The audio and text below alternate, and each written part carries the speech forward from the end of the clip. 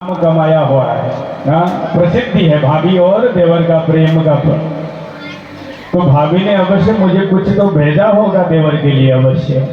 क्या कुछ नहीं भेजा? भाभी ने कुछ दिया नहीं बोले।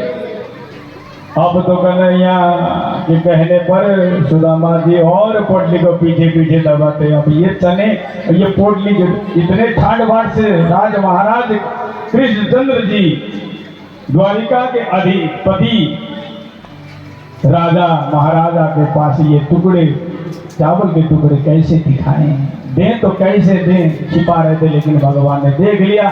जैसे ही चावल के पोटली को देखा भगवान ने तुरंत खोज लिया, सुदामा जी के काट से खोज लिया और खोज करके उस चावल के पोटली को खोलने लगे। देखो तो हमारी भाभी ने क्या भेजा है मेरे लिए।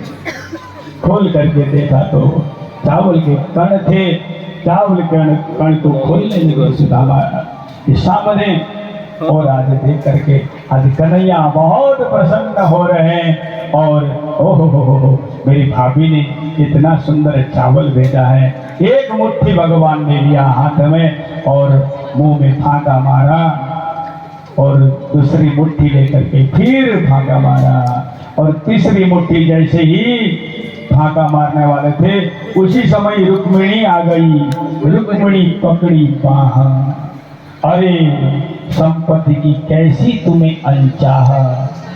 भगवान के हाथ बाह पकड़ लिया।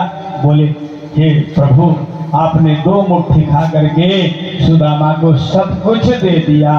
अब तीसरी मुट्ठी खा करके हम भी सुदामा के पास जाएं क्या?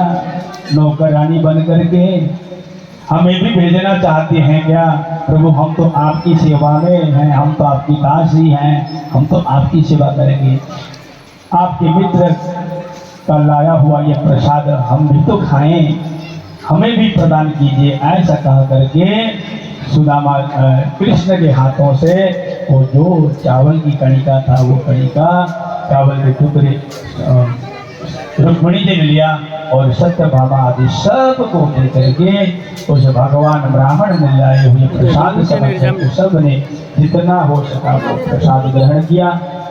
और इस प्रकार सुदामा जी बहुत प्रसन्न हुए। उनके भगवान कन्हैया के महल में रह करके अब सुदामा जी को तो 2-4 दिन और रहने का मन किया, क्योंकि ठाट बाट से रहने लगे थे। धीरे धीरे सुदामा जी मोटे होते जा रहे थे।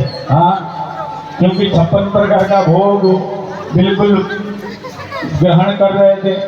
हाँ, सुदामा का बिल्कुल हो लिया। हाँ, चेहरा इतना सुंदर होने लग गया था। सुदामा ने सोचा और 1-2 महीना रहूंगा तो सुशीला मेरे को पहचान में नहीं आएगी। बोले हाँ, नहीं पहचानेगी मेरे को। ऐसा मन में सोचते हुए सुदामा जी दिन व्यतीत कर रहे हैं। इधर भगवान ने सोचा नहीं, अब सुदामा की पत्नी सुशीला ने ये व्रत रखा था कि जब तक स्वामी घर लौट करके नहीं आए